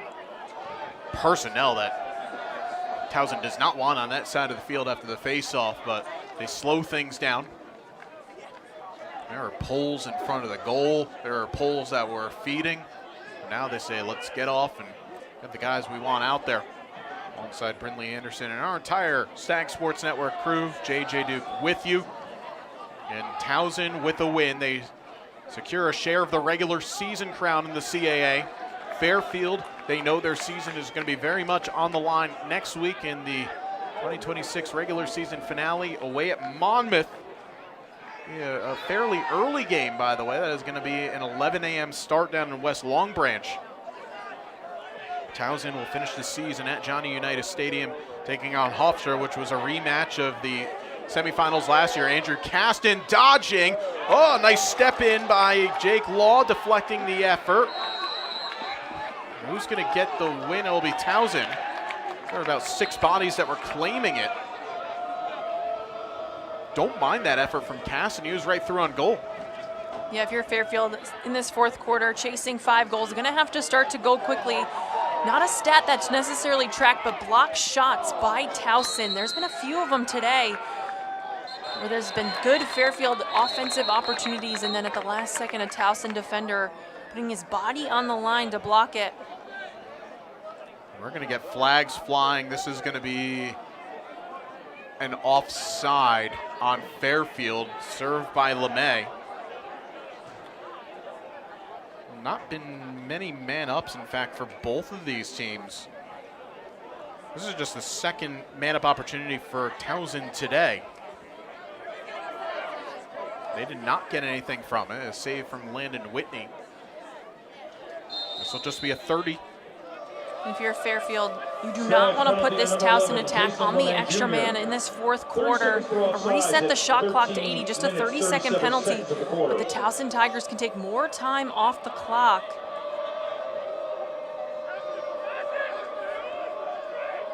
Ten seconds left in the man up. Weishar. I mean, that was the hero pass. Nate Livingston trying to secure it, which he does. It's a rare blip from Mikey Weishar. Even if you don't secure the goal on the man up, you still had another 50 seconds to work as Whitney's on goal here. Fairfield got numbers. Elliott to Lamprin, and he scores! It starts from Landon Whitney driving across half field. Elliott with the no-look pass, and eventually Devin Lamprin finds Twine. Landon Whitney, the one-man clear here. Whatever it takes to get that ball safely over the line. Devin Lamprin previously 0 for 5 in today's game. That's a great shot right over the shoulder of the non-stick side of Nyland. He doesn't get an assist on that one, but he's pretty much the reason how Fairfield gets that goal. Shane Elliott, his first assist since opening day against Lehigh back on February the 6th. But Davis gets whistled for the foul. Lopez now 12 of 18 at the dot. We spoke about it in our show open, how that was going to be the main focus for Fairfield. If they can have the advantage there, keep the ball in essence away from Mikey Weishar in this talented Towson attack, they'd have a chance. Joaquin Villagomez with 2 assists. I mean, this first attack has been exactly what you wanted. Weishar and Roussel combining for 6 goals. Weishar plus Villagomez 3 assists.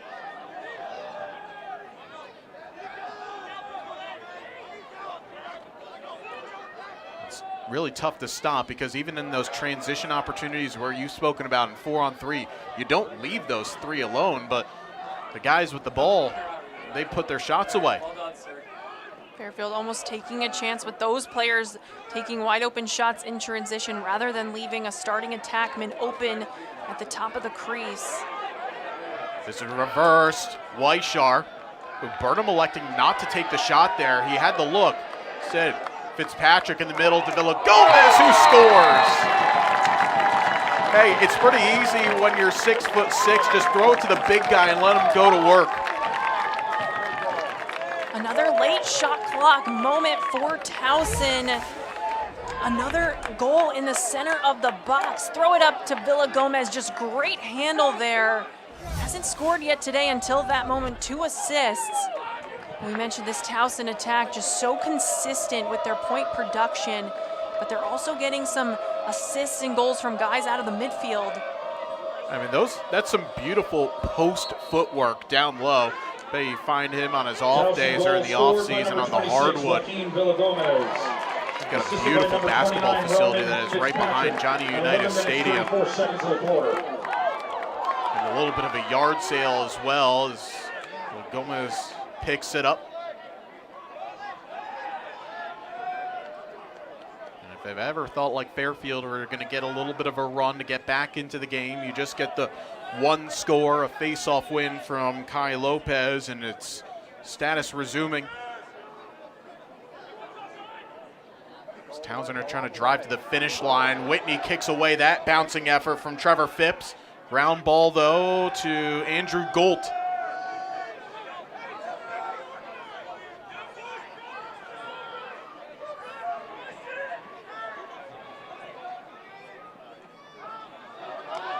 Great trail check, but the ball finds Weishar, who lost it, got it, saved by Whitney. Now a flag comes flying late on. So it's going to be a man up coming for Towson. This was all sorts of chaos. It's going to be a 1-minute penalty. Mikey Weishauer loses the ball, somehow keeps it in his stick. Might have entered the crease there. Ooh, so we didn't get to see a goal earlier on that Lamprin had one wiped off. It looked like from that ankle, Weishauer's knee was well into the crease before the push came. That's one that when Coach Andrew Baxter and his staff will look back on later, they might have wanted at least a conference from the officials, but it is going to be a 1-minute penalty on Nate Livingston. From our vantage point, it didn't seem like Livingston gave enough contact there to be warrant a 1-minute penalty. 1 minute for unnecessary. But when you get the chance, you score, and that's exactly what Alex Roussel does, his 4th of the afternoon.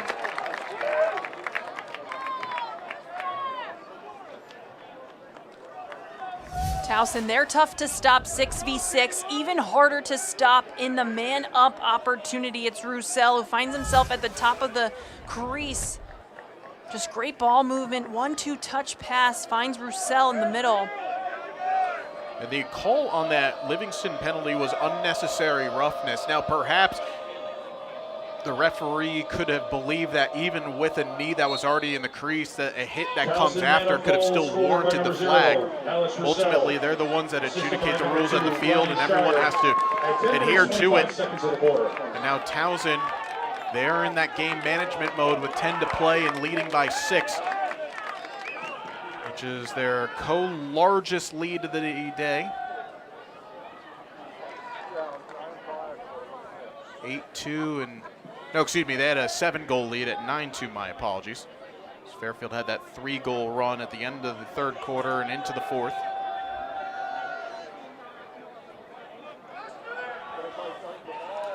And we won't know until later on today what the outlook of what the overall #1 seed could look like in terms of an outright regular season title for Towson if this result stands. If Drexel beats Stony Brook, then it will go down the last day. Then Towson can beat Hofstra, but if Stony Brook does prevail, there'll already be the head-to-head victory. That's why Towson would automatically get the #1 seed. There's a reset of the shot clock. Beautiful give in front, but the shot from Roussel goes wide. It's a crease nonetheless on Roussel. And the ball's back over to Fairfield.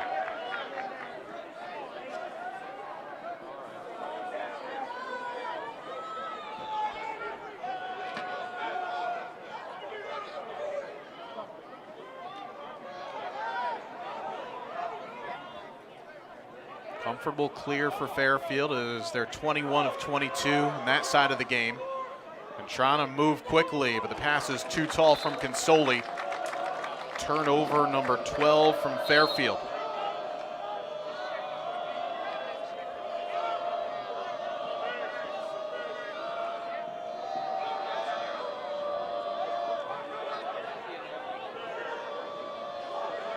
Well, that pass did not have enough touch behind it. Moore takes it away, and Fairfield have the numbers. Reverse to Lamprin, who puts it wide. That's been a bright spot for Fairfield. They've been competing in the ride, causing a few turnovers there. That time, Nyland's pass just didn't make it to his attackman. You look at the game from an overall perspective, Brindley, Fairfield have checked off the majority of the boxes. You know that Towson are going to get their goals. They score 14 per game, one of the best offenses in the country. But they've gotten the stops. They've forced 5 failed clears. They've caused a number of turnovers. It's just this side of the game has been the one that's let them down, for lack of a better word. And they've taken 32 total shots, just 17 on cage. And of course, you run into that brick wall in Nyland. But yeah, the offensive side of the ball, letting down this Fairfield team today. And Towson only allow about 36 shots per game. So Fairfield, if they get a few more possessions, they'll probably better that mark. However, a turnover, we'll see it back over the Tigers as we hit the halfway mark here of this final quarter.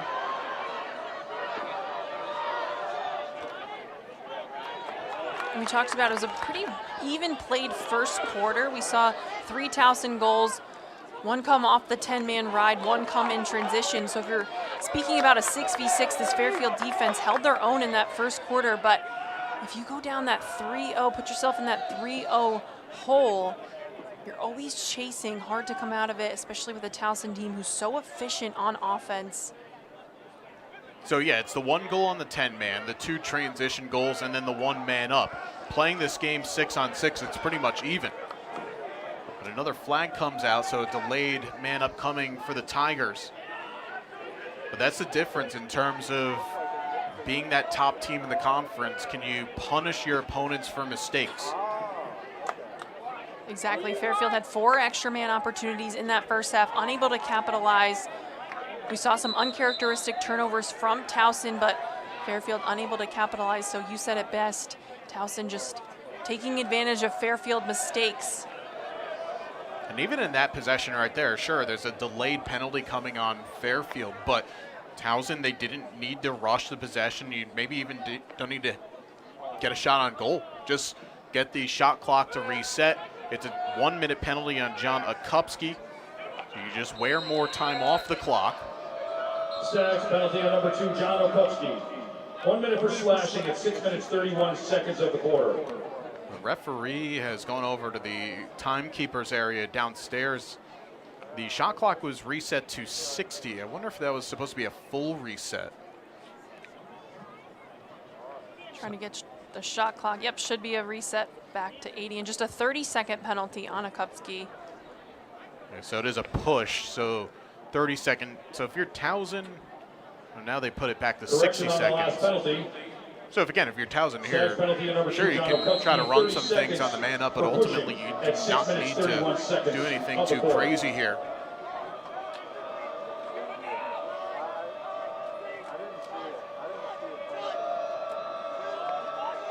It's just about seeing out the game right now. More than half of that time is gone, but a man-up goal nonetheless for Trevor Phipps as he hits double figures for goals in his first campaign.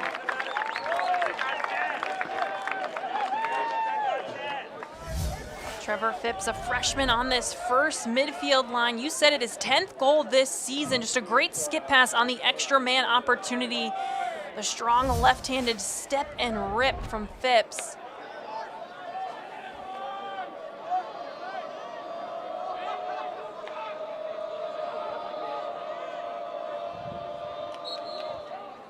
Mark Durling to take the face-off for Fairfield, but it seems like everything Coach Baxter has thrown at Kai Lopez has not thrown him off. Lopez now 15 of 21. And that is where this game is often won and lost, but if you're facing off at nearly 75%, you don't lose games. And then it helps when your goalie is 12 off 17. I was just going to say, what wins you games late in May? Goalkeeping and face-off. Towson absolutely crushing those statistics today. And then you have an attack line who's 1, 2, and 4 in the CAA in points. And this is where, if you're Towson, if you get the matchup that you want, you feel good about yourself. Last year, that was a dominant team. You had all the players that we mentioned, plus the likes of Chop Gallagher, you had Joe Petro, Sam Morin on the back. Good goalie in Luke Downs. You had the face-off guys, but they just ran into a Princeton team that were rolling going into that one. But you feel like if there's some other matchups, as flags will fly on Towson, so Fairfield with a delayed man up. If they get the right team on the right day, you feel like Towson's got a chance to win 1, maybe even 2, just with the starting 10 that Coach Nadalin has to work with. And experience goes a long way in May in conference tournament time, and if you can get that AQ in the NCAA tournament, and you got a starting attack of 2 seniors and a redshirt junior. What I was trying to get the word cope is, and coping with the different types of matchups that you can, you're facing over the course of this run into an NCAA tournament, right? Man-up penalty coming here for Fairfield, but for Towson, if you can get Nyland in this sort of a form, you can keep Lopez in the form that he's been going. He's facing off at nearly 59%. And then you just have a defense that may not like the way that Towson can move the ball like they do. Weishar and Roussel, they're going to have a field day. And then you get some points from Villagomez. You get something from Ronan Fitzpatrick.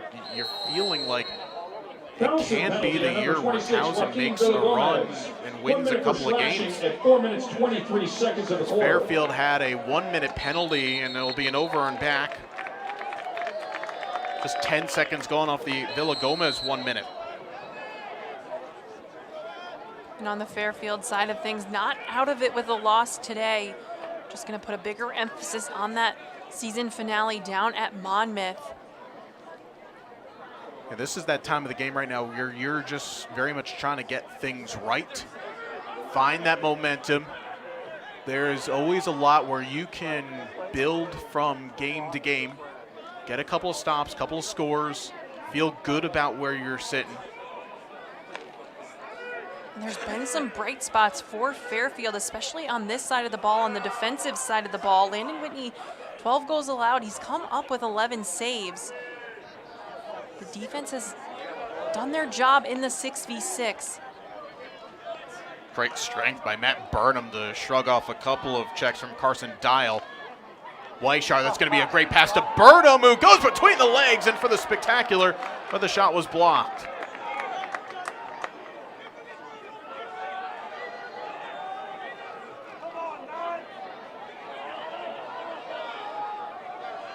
Fairfield clears, and they got it as close to 9-5 here in the fourth quarter. LeMay. Oh, he split three, still got a shot off. But in fact, there was a timeout taken by Fairfield. It almost actually worked out to a brilliant pass in front. But a timeout taken. We will take one more as well. We'll have the final 2:47 when we return here as Towson trying to close it out and grab a share of the CAA regular season title. We will be back in just a moment here on the Stag Sports Network. In an unpredictable world where every moment matters, imagine the peace of mind that comes from knowing your loved ones, lifestyle, and business are all protected. At Meridian Risk Management, we offer tailored solutions, whether for personal, commercial, or benefits insurance.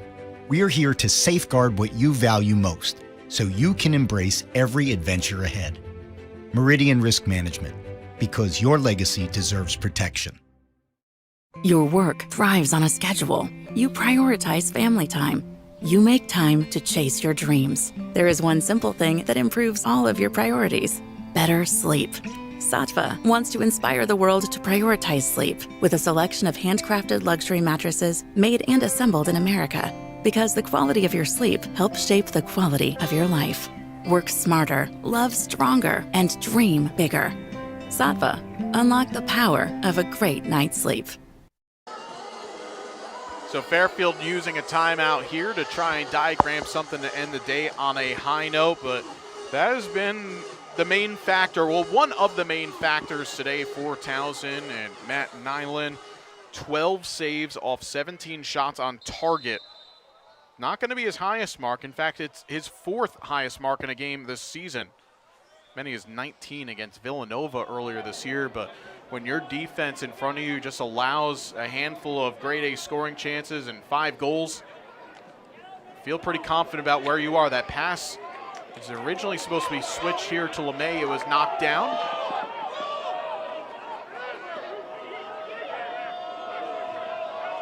Wolfington will go back home to Nyland.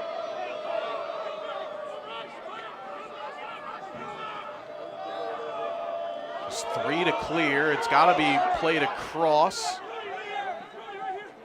That was just a situation that was very uncomfortable for Brody Morgan, one of those goal scorers, and Fairfield again forcing another miscue off the clear. Last 2 minutes as Consoli's got a rush, but he lost the handle of it as Bertolini just stood there. And a mental defense moment. Just use his mind to knock the ball off the stick. Towson can't quite see it out on this possession, but they can just basically play keep away. So you spoke about, made madness in the sport, Towson knew and know that they have not been nearly at their best, but you don't need to be at your best at this time of the year. You just have to be good enough to win a game in front of you. And as we head into conference tournament time in May in the NCAA tournament on both the men's and women's side, it's going to be so fun because we don't necessarily have a clear number one. A few teams have shared that spot on both sides this season. Maryland and North Carolina have shared it for the women's, Notre Dame, North Carolina for the men's. So as you head into May, it's really anyone's game. We're still a couple of weeks away from Selection Day. See where everyone's going to be headed off to. That one rings off the pipe from Gilbert. This will be the last possession of the game. With this also being Fairfield Men's Lacrosse last home game of the season, a big appreciation to everybody involved on the production side over the course of the season, bringing you our coverage of every Fairfield Men's Lacrosse and Women's Lacrosse home game as well. We'll have our final women's regular season game coming up at 4 p.m. against Marist on ESPN+. But our crew has weathered the storm, weathered the crossover season, and well, today 3 doubleheaders in 3 different sports. And look at the strength, as there's going to be a whistle on the far side of the field. Ryan Schreier, a player that hasn't seen a lot go his way today, getting a number of looks, but a timeout taken by Towson with just 8 seconds on the clock. But it's even those moments, Brindley, where a group can take that to the 6-hour drive back down to Maryland. That was probably the most excited I've seen this Towson bench, and it was just Shire with a good handling the Fairfield pressure. Momentum play, a play that's not going to show up in the stat sheet. What we talk about as we head into May, it's really anyone's game, and this is a Towson team. If you put together all facets of the game in terms of offense, defense, but also those special teams types area of goalkeeping and face-off X, this could be a Towson team that can make some noise in the NCAA tournament if they're able to win the CAA. And again, with 8 seconds removed from confirming that Johnny Unitas Stadium will be the location once again for the CAA tournament. 3rd successive season in a row that the trophy will be lifted in the town just outside of Baltimore. And this Towson team, who will be exiting this game with a 23-game winning streak against the league, which started all the way back in early April of 2023. As with the final seconds tick off, the horn will sound, and Towson have clinched a share of the CAA regular season title, and they will be hosting postseason lacrosse once again at home as they knock off Fairfield 12-5. Fans are invited to stick around for the Fairfield Women's Lacrosse game. Ultimately, the identity is you want to have team success, and Brindley Anderson, it felt like today for the 17th ranked Tigers, it was a team victory as they got it done in every aspect of the game. Yeah, complete performance from this Towson team on all facets of the game, and then their big 3, Roussel, Weishar, and Villa Gomez, accounting for 8 goals, 3 assists, so they did their job on the offensive end. And then getting the stops from Nyland, 14 ended up with on the day. That's going to do it for us. Again, we'll have the women's game at 4 p.m. You can watch it on ESPN Plus as the Stags take on Marist. For our entire crew, for Brindley Anderson, I'm JJ Duke saying so long from Rafferty Stadium as Towson pick up their 23rd consecutive victory against a league opponent, improved to 9-3 on the season, and they have secured a share of the regular season title and will be hosting the conference tournament in just under 2 weeks' time. Thanks for watching. We'll see you all next time.